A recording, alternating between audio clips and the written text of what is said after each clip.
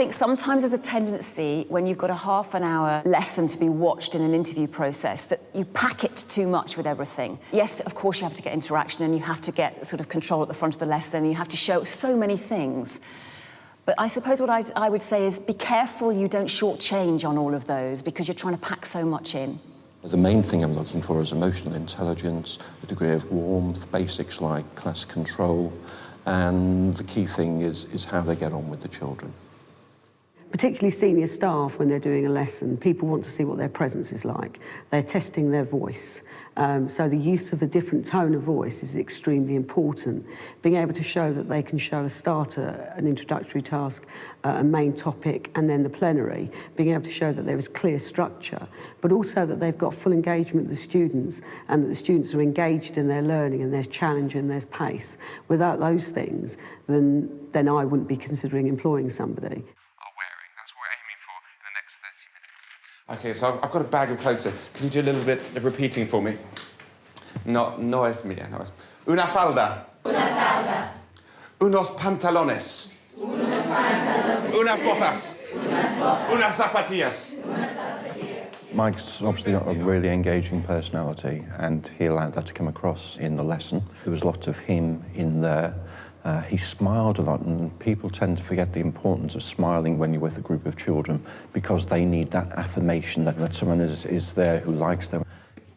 And what I really liked were things like, what's your best guess? Those sorts of questions that didn't sort of say, oh, you haven't got it right. It was very encouraging, and he wanted them to get it, and I think that's fantastic. So that ending kind of needs to match that. So is there anything that matches that? I was extremely pleased about his engagement and the inflection in his voice. I felt that that was a really positive value that he was adding in, and I felt that he engaged the children immediately with his tone and his expressions. Okay, una falda. Unas zapatillas. He crammed lots of learning into a short space of time, which is the true meaning of pace. Pace is not about how quickly you can do things, it's about how much learning you can cram into a lesson, and Mike did that very well. Guys, you must say the colour, but not the word in Spanish. The one thing that I would consider if I was him was that he was teaching a languages lesson, so he really should use target language rather than instructing them in English. Any ideas so far? What do you think it might be? I missed opportunities for real listening and questioning the children about their thinking. I would have liked to have seen him ask the children, you know, what do you think this lesson's been about? What have you learnt at the end of this lesson that you didn't know at the start of the lesson? And I think there could have been more time to deeper questioning and really challenging the children around their thinking capacity and their capability. Remember, you're on a plane. Some things you can't take on a plane. It's only the things that you've got left and the things that are on the island. So food's good, you need some food. Rebecca was very good at getting round the groups and facilitating their progress. There was a lot of self-learning going on there because she allowed it and she encouraged it to happen. Okay, well done, good.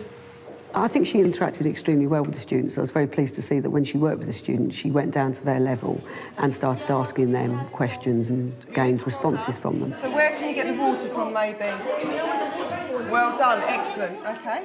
On a sort of small group level, she was asking some good questions. How might you find that, and how would you do that? How would you make that decision? What could you make rope out of if you didn't have any? Straw. Vines, well done, excellent. I thought that when she stood in front of the class, she could have asked more questions that deepened the learning. Can I have your attention, please? Face this way and put your pens down.